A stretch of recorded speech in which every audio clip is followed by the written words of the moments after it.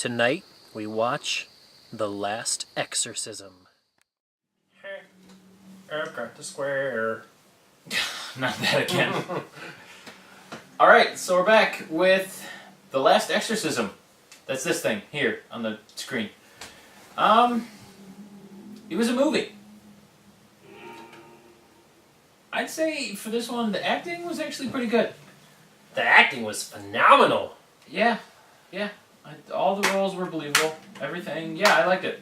The acting was definitely good. There were moments when I was like, they must just be good, like, what, Pastor Manley and his assistant, and then those people he interviewed at the gas station. I was like, those have got to be just random people at first. But, I was like, yeah. Like, there's no way they're in on the movie. He's just like, but then, Pastor Manley had a bigger role, of course he is, but... I'm like, this movie is like...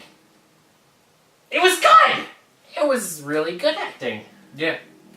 I was surprised. Yeah, that was definitely good. I was very surprised for the acting. It really struck me as very believable. Yeah, definitely. Effects. I thought there wasn't a lot. Yeah, I'm really just thinking about the fire. Well, but I can't complain about the fire. The main thing I was thinking of was the one possession scene where she's bent over backward and all that. That was really good. That looked good. Is that what's on the case? Yeah. Oh, okay. Oh, well, that's not the same scene though. But it's yeah, just at the bar. Yeah. That did look good. That was very cool. Yeah, not really. That was it as far as effects, really. Yeah, it was just her being bent over backwards, the slash in Caleb's mouth. Which is pretty cool. Before I do the story, I will say the theming of the movie, to where like the documentary style, it's almost found footage. I didn't hate it as much as I would think I would have. Like if you would have told me ahead of time that's the style this movie was shot in, I probably wouldn't have watched it. Because I hate found footage films. We had this discussion earlier actually, which is random because we didn't know. But I've only found 3 that I liked, which was Cloverfield, Chronicle, and VHS. I've seen a lot that I didn't like. So, had I known ahead of time, would not have watched it. Yeah, found footage is usually very shaky and awful and just, ugh. Yeah, but this one was very calm and cool and collected up. There were certain points where it was like, but like even in the end when he was running through the forest, you could still see everything. The only thing I didn't like is at the end there, he's looking through the camera at things. Like if you're running for your life and you're scared, you're not holding the camera up. Right. Long enough for it to focus in. You would have either dropped or you'd be carrying it like a kind of like a briefcase down here kind of thing and just, running. Honestly, if you're running for your life, you're letting go of anything that's in your hand. Yeah. And you're just running. But I'm glad he didn't because I like getting to see it. I will say though, at the end, and we mentioned this too when we were watching, I do like that it ends logically. Because it does end with the cameraman running away. And I was even saying to him while we're watching this, if the movie keeps going after they find and kill the cameraman, like if for some reason someone picks up this camera and just continues to carry it around and continues the movie, then my rating's going to be crap because there's no reason at all logical for any reason that someone would do that. Right. But they didn't. They actually ended it the way they should have, the logical way, where when the cameraman died, the camera's done and that's it. As much as I want to go see what happens to Nell. Yeah. I'm glad they don't, because it's like... Because that's how it should have ended. That was the right way. Yeah, well, it ended with the prophecy, The Reverend in the fire, the lady getting chopped up by the axe, and the other dude in pieces. With his head off. Yeah, with his head, that was it. So yeah, story. What'd you think? I was enthralled. That was super good. I was enjoying, the religious con artist, and he goes to prove that the exorcism isn't real, and you think it's not real, like she's just some crazy girl, and all of a sudden, twist, it is real, and then another twist in the end is like, holy shit, this is really going places. I really enjoyed it. This is probably, story-wise, it's probably my favorite of the movies we've watched so far that I haven't seen yet. Of the movies that I've never seen before that are brand new to me, this is probably my favorite of all of them. I like you said, the twists where they keep you on your toes, because at first, he's the con artist going to disprove exorcisms, but then you start to think, well, maybe it's a real thing, maybe it's a real possession, and then again they twist it like, no, it wasn't, and then again maybe it is, and then maybe it's just the town in on it and it's a whole different thing. And so like they keep you guessing, they keep going back and forth. The religious tone I'm not sure I liked, just because a lot of times when they do the religious overtones, I don't know, it's weird. It's weird. I'm not religious at all, so it doesn't bother me in that aspect, but just the way they do it, it seems like they're trying to prove something. Either they're trying to say, well, religion is bad and this is wrong and it's hokey and stupid, or they're trying to say, well, you should believe in this and here's why and blah, blah, blah. And I just feel like one way or the other, they're kind of forcing your hand on it. Mm-hmm. Like this one on here, and actually it's a point I've made on my own outside of movies, but like right off the bat when they say, well, you know, when I was 10 and my father pushed me into this and I was out there preaching and doing all this, and then later I'm like, well, maybe they aren't my beliefs, maybe it's just what I grew up doing and I'm not sure now. And I get that, but as far as a movie, I don't think the movie should be pushing that on you. I don't know, I just feel like that takes away from the story because then it seems like there's an agenda. So I didn't think there was an agenda at that all. aspect I don't like. I didn't think there was an agenda at all. If anything, it was anti-religion right from the get-go. Well, that's what I mean. That agenda. Well, I mean, that's not an agenda. I mean, They're it's still trying to. it's just believe in nothing. I mean, it's not really. I mean, it was. I'm a Christian, but I was totally into it. I was like, yeah, this dude's a con artist, and he's gonna get him to, not believe, like he's not a believer, and he's just, bullshitting his way through it, and then when they get to the house, and I'm like, oh, maybe she is just crazy. Maybe there is no possession because you never really see anything that would lead you to think that.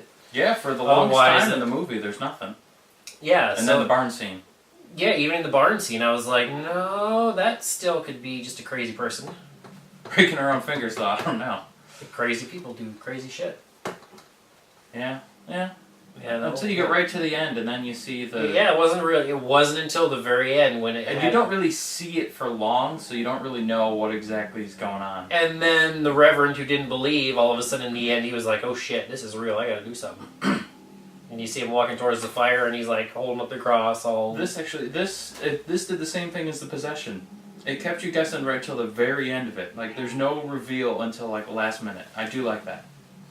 I enjoyed it. I don't think they were pushing any kind of agenda. I think there was. Well, I still felt that way, but I still liked the movie. I thought that aspect of it didn't need to be there. I thought it made the movie. I think that's why. That's why it was there, is because they wanted you to doubt if she was really possessed, if there was a really possession going on. Without that, I don't think I would have enjoyed the twists as much. So scary. No. Agreed.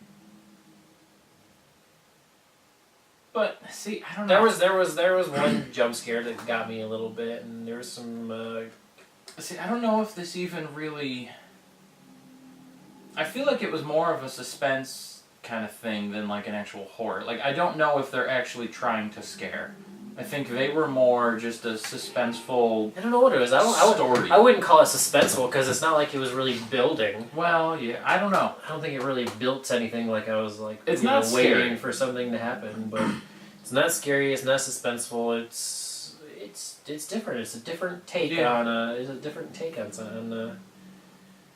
I'd be very interested to see what other people say about it. So overall, what'd you give it? 1 to 10. I'm gonna give it an 8. I really liked it. I enjoyed it. I think that's your best one yet. It's 8. No, I think I gave Altered a 9, but I'm biased to that one because I like aliens and I like the movie. I'd say 7.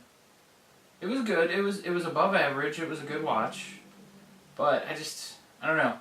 I mean, like I said, I liked it. I watched it. The effects were good. The acting was good. It was good, but I wasn't as drawn in. I wasn't like fully captivated. And I do like they ended where they should have, and it went like the story went the way it should have. I wasn't fully captivated by it, and I kind of felt like there needed to be more to really. I don't know. Really? Yeah. Didn't do it for me. Like it's not bad. I'd still say above average. Still one of the better ones we've seen, but just I don't know. Wasn't really my thing. Now here's a question. I know you're big on people being smart and doing things, not dumb. Doing not dumb things. Mm-hmm. How was this movie to you? This was That is one thing I will say they had pretty good here.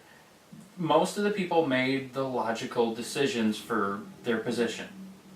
Like, even at one point with, I can't remember the names now, but the sound chick and the camera dude were like, dude, let's just go.